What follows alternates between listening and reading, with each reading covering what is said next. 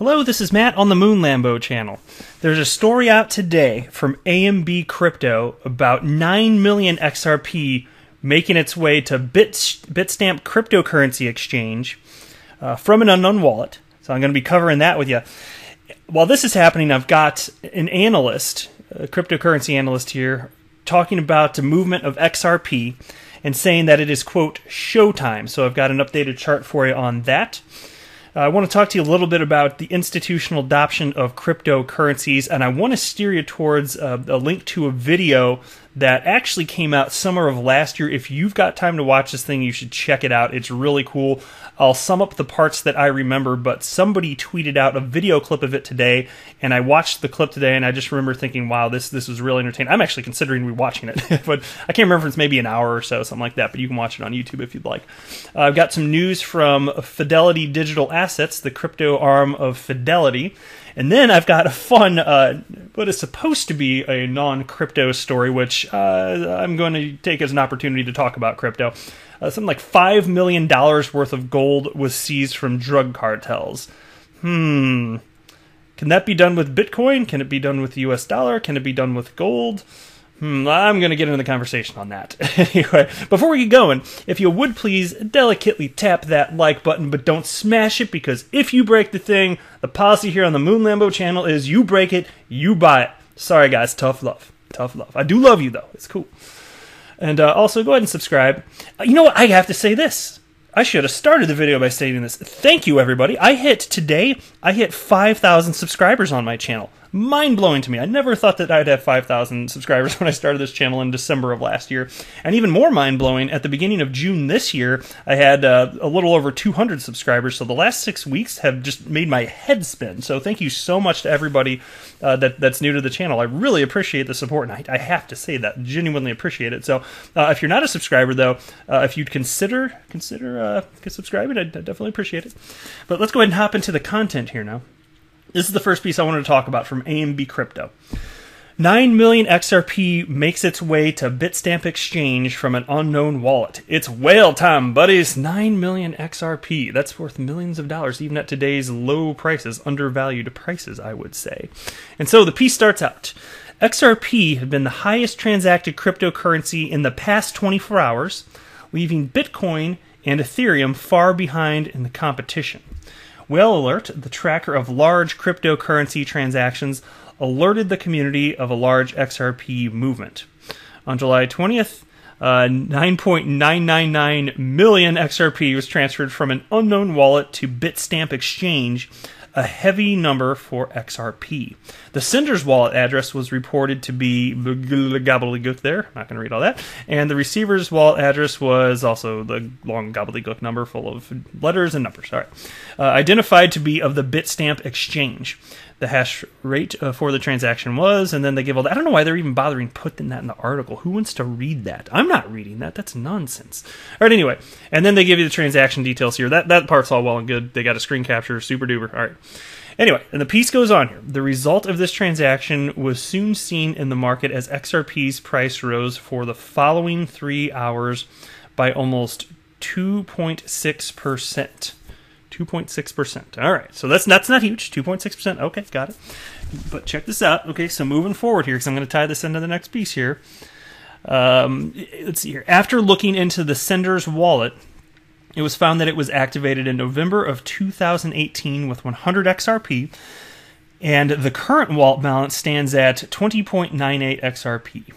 Before this transaction, the sender had sent 1,000 XRP to Bitstamp. However, when the receiving history for the wallet was checked, it can be seen that the wallet received 10 million XRP from wallet address, blah, blah, blah, blah, blah. I don't even know why they bother putting that in there. It's not really, just clutters up the article. Anyway, the wallet address, and then more gobbledygook there, has repeatedly transferred a sum of 10 million XRP to the sender's wallet, after which the XRP was moved to Bitstamp in 2 different transactions.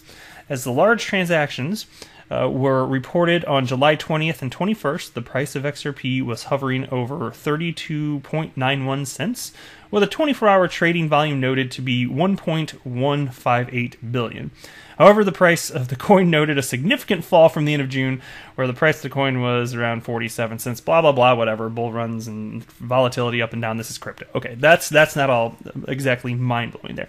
But you know what I've been seeing, and the reason something like this caught my attention, and we don't know who this was. I don't know if it's actually some individual that just happens to have millions of XRP, if it's what if it's an institutional buyer? Who knows who it is? I don't know. I don't know if it's a business, an individual, whatever. But it's a lot going to an exchange, okay? And what we've been seeing a lot of lately, and I don't make price predictions. I am no good at technical analysis. I'm not even going to try and make predictions. But I've seen a lot of people in various crypto communities, not just XRP, saying, hey, Bitcoin dominance is pretty high. If you look historically, it looks like it may be time for alt season coming up here. I think that there's a chance there could be some truth to that, not financial advice. I'm just saying, hey, even though I don't know one way or another, it will not at all surprise me if we start seeing, at a minimum, select altcoins, especially the ones in the top 10. If we don't, I wouldn't be surprised if we start seeing moving in an upward direction, maybe sooner or later. I don't know. Again, they're all tethered to Bitcoin too, so it's more complex than that. I acknowledge that, of course, but I tend to think if a lot of the people that are on the technical analysis side of things here, if they're correct and things are about to go, I'm just wondering, is it possible that this whale here is just kind of preemptively putting this XRP on the exchange in the anticipation of, if not driving the price up by doing so, perhaps preparing to unload? It makes me wonder. I don't know. That's pure speculation, admittedly. But look at this. So here's another chart. I like the graphics on this side to share this with you. This is from Aquaflow XRP, and this tweet states, "Weekly candle about to close. We're doing great. Support's holding us strong. This is what momentum change looks like. Take a picture. We should not go lower than the last dip. If we do, I would be concerned. Let's get ready for showtime here." And I had actually shared a version of this graphic fairly recently, and so I like this though. So looks like Aquaflow's got a sense of humor. We got a little rocket here in the moon. But this is apparently going up soon, which I like. But and then you got the forbidden zone, can't go back otherwise. Bum, bum, bum. But you know what I tend to see, because you had guys like one notable chart guy in particular, Peter Brandt, and he had said very recently XRP could have been going down to, I think he said, as low as 16 cents if Bitcoin went lower. Well, Bitcoin did not go lower, so XRP is no longer in danger of doing that, according to even him, and he's apparently a negative anti-XRP type of guy. So from what all those people are saying, it's not going that direction. That's just what I've gathered. This is my simpleton thinking on all this, because although I researched the heck out of XRP and the developers building on top, and I understand conceptually what's going with all the business plans, and that's why I invest it's based on fundamentals, with the short-term price volatility, although I admit I find it as entertaining as you do to try and track this stuff and follow it, I am no good at making the predictions. So that's where we are on that. And then I want to share this with you. Are you guys familiar with Tika Tawari? He was on Glenn Beck's program about a year ago, and he said some stuff that I think he made a good point. He was talking about how just there are parallels between the internet boom of roughly the mid-90s to the cryptocurrency boom right now. The way that institutions have been behaving, their messaging versus their actual buying patterns. And he was talking about how, and roughly, I think he said in this video clip here, and there's a link to the whole thing. You should watch the whole thing if you got time. It's really entertaining.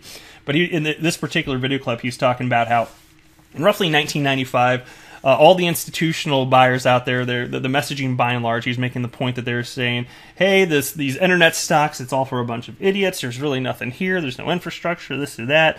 And then the point he made is that convinced people to unload their internet stocks after the prices had already gone down. They'd already decreased, and people had lost confidence and stuff. I guess to that particular point, obviously there was still a huge rally to come. But the point is that at that exact juncture in time, people were unloading these stocks, and he's arguing that it's largely because of the messaging from institutions. And so he said, what were the institutions doing at this particular time? And he said, well, if you look, and can all be tracked, he's got charts on this apparently, And he said they were the institutional buyers. They were buying up Dell Computer, and he named other stocks as well. So while they were saying, "Hey, unload! Look at what I'm saying. Just unload. You're an idiot if you're buying all these internet stocks." While they were saying that, they were actually buying. So you have to look at what they're doing, and that's the point that I remember him making when I watched this over a year ago, or about a year ago, whatever it was.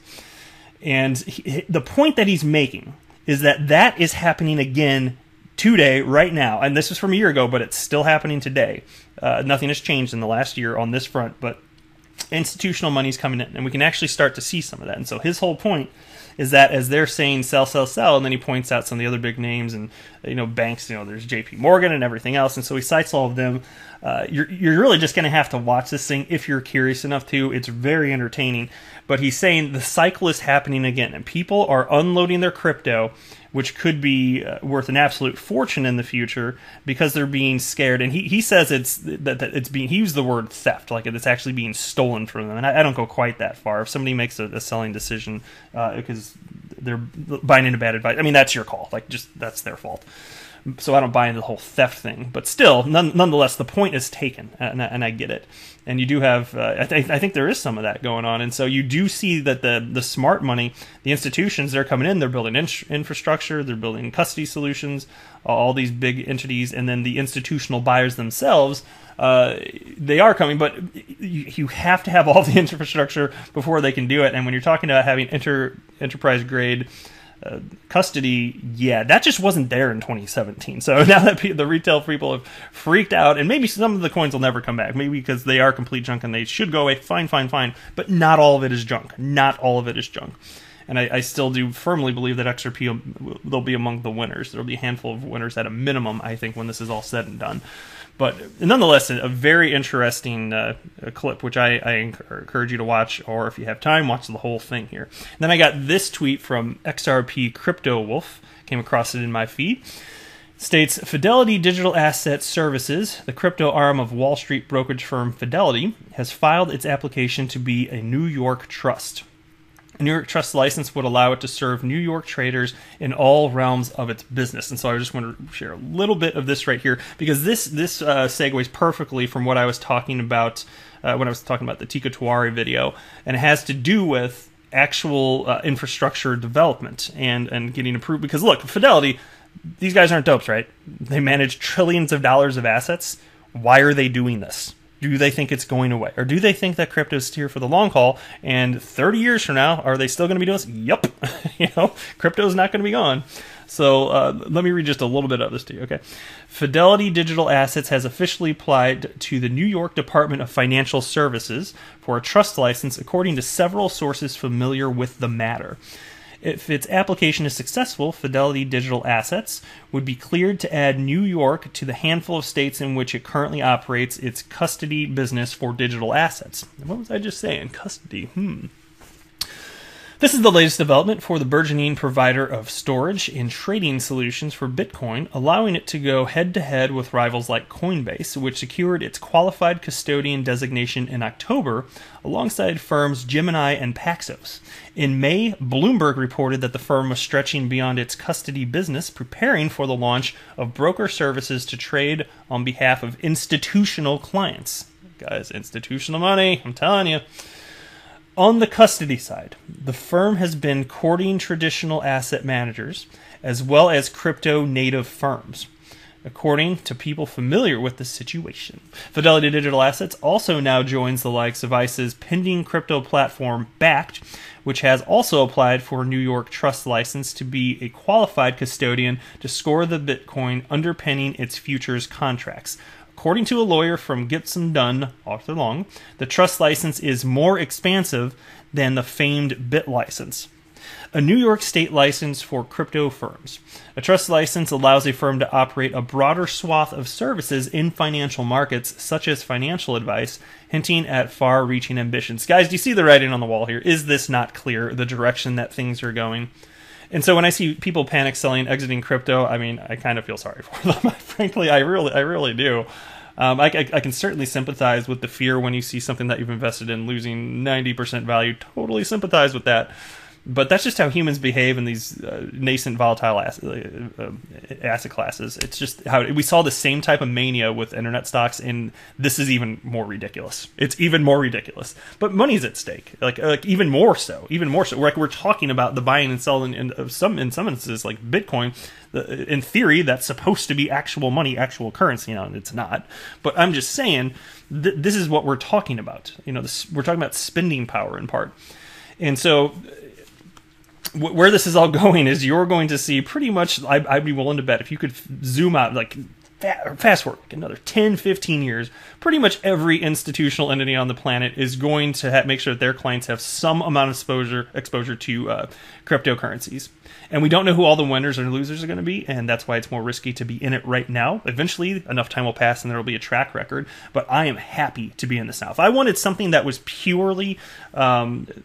well, I'd say this. If I wanted something that was reasonably much more certain, just put everything in the, not everything, but, there's real estate, there's all sorts of ways you can invest money, but just look at the S&P 500. Unless you believe that the United States economy is going away, you could just put that in and then expect 8% returns year after year after year after year. I mean, it goes up and down, but generally speaking, fast forward 20 years, you're probably going to be fine if you put your money into that. History shows that. And so that's why I only put a certain portion of my money into crypto, because just in case I'm actually wrong, okay, that would be really bad. So I choose to only put in so much, but if I'm right, the payoff will be tremendous one day. Perhaps. We shall see. All right, last piece I wanted to cover here. And this is from Barry Silbert. He writes, officials seize 5 million in gold bars at Heathrow Airport, reportedly from drug cartel. And Anthony Pompliano retweeted this, and he wrote, check this out, ban gold. Ban gold right here. So he just retweeted what Barry Silbert had. And then I retweeted what Anthony Pompliano tweeted, and I wrote, ban yellow rocks. So that was my contribution to all this. And here's the piece here. I just want to read a small piece of this for you. $5 million worth of gold bars have been seized at London's Heathrow Airport by law enforcement officials investigating a South American drug cartel. The gold, weighing around 229 pounds, was on its way to Switzerland from the Cayman Islands when it was seized. It had previously arrived in the Cayman Islands from Venezuela on a private jet. The shipment was seized last month, but judicial officials have now allowed the National Crime Agency to hold it under the Proceeds of Crime Act. The gold is now being treated as money laundering in an investigation by the Cayman Islands with the help of the NCA. And the reason I wanted to share this with you is just the other day, United States Secretary of the Treasury, Steve Mnuchin, said that money, the US dollar, is not being used for illicit activities such as money laundering. And he said, quote, I want to push back on that to Joe Curtin, a CNBC host, as he was being interviewed, which is nonsense. It's complete nonsense. I don't know why he thinks he could get away with something like that, and people aren't going to push back and be like, no, that's stupid. Like, that is dumb. But it's much easier to conduct illicit activities in, with paper money, the United States dollar, than it is with Bitcoin, which is not anonymous. And then you've got gold here, and you can attempt to use gold for these same types of nefarious activities as well. And so the reality of it is you can conduct this type of activity with gold. You can conduct it with Bitcoin, and that's all a bad idea. You can do it with paper money. You're more likely to get away with it if it's paper money. But out of all three of these options, you're most likely to get caught probably if you're doing it with Bitcoin, are you not? Because it's all tracked on the blockchain, and it's allegedly immutable, is it not? So I just want to highlight this because to me it's just absurdity, and it's stupid. It's really just stupid. But I'll just wrap up the video there. I am not a financial advisor. Do not buy or sell anything because of anything that I say or write. That would be a very, very, very bad idea. Until next time, to the moon, Lambo.